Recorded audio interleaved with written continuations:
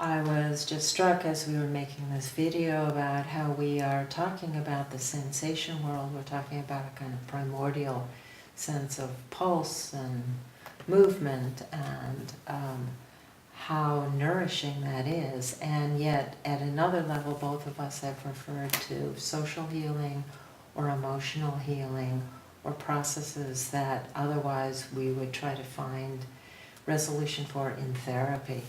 So it just brings up the question to feel into, how does that work? How does that work for us in Continuum? What are our thoughts about that?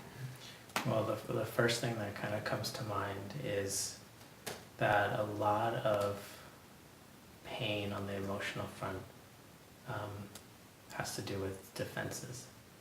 Right? So there's a way in which I'm defended against the world because of previous hurts. Mm-hmm. And sometimes those defenses, often those defenses get solidified as a shape or as a structure in our body. Mm-hmm. You know, a constriction around the pericardium, for example. Yeah. Right? And there's something about actually not hanging out in the emotional place of the defense, but actually inviting the primordial intelligence underneath to actually, in kind of almost like what I've experienced in like a depth retreat, for example, is that I'm working with something, I don't even know the qualities of the feelings in there. But when I drop to this primordial place, suddenly I'm filled with rage, Mm-hmm. right, for example. Mm.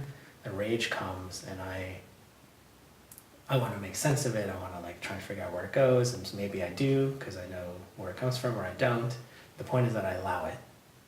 And I allow it with a sense of witness and with a sense of resource.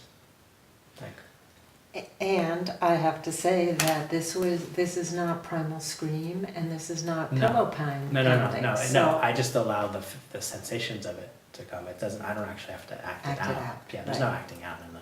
Yeah. Yeah, just to be clear. Yeah. Yeah. This isn't a cathartic. It's not an emotional catharsis place, right? So in that example, for instance, then the rage comes and I'm with it enough and I hold it enough, and then it passes, and then there's like another feeling that arises. Well, and I want to deepen how you're describing it, because, or I don't know if it's deepening, but you're bringing a curiosity, which actually puts you not lost in the rage, but a little to the side of it. Yeah. Like, what is that energy, and how is it moving itself through me? What is it asking from me in terms of breathing, movement, rhythm, imagination, sound sometimes, not cathartic sound, but still movement through the voice. Yeah.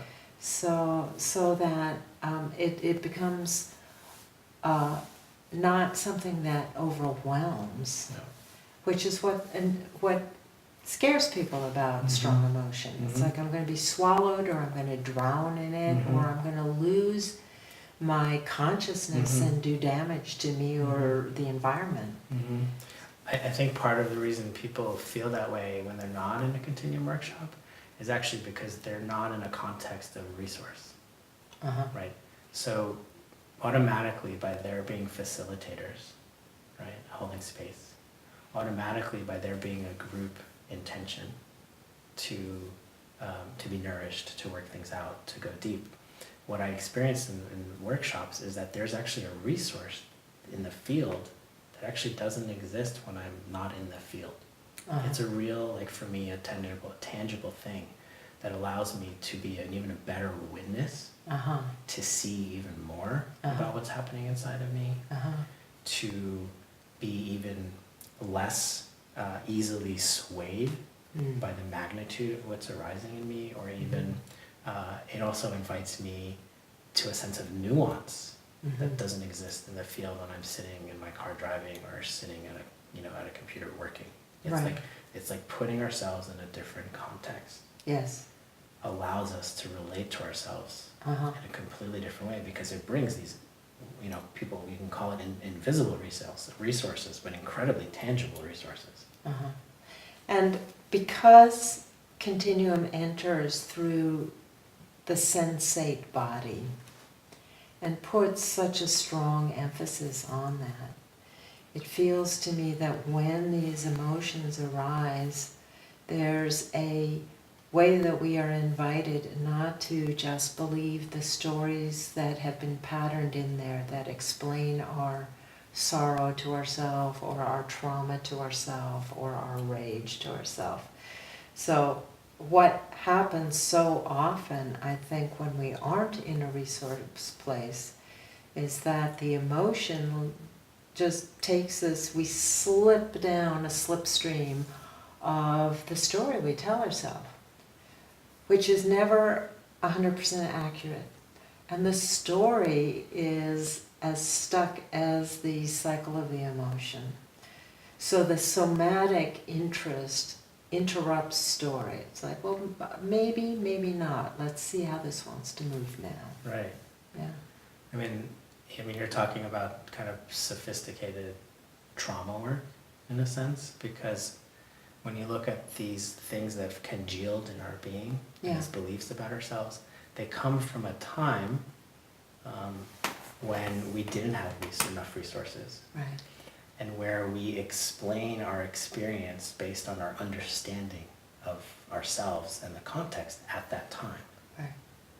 But as we go forward in time and we kind of like widen our perspective and we move away from that under-resourced place, we actually can see ourselves and the context in a totally different way and experience even the sensation of it in a completely different way. So then it actually gets to metabolize and shift, and the original meaning that we've frozen with the emotion or with the structure of that sensation, that meaning evolves.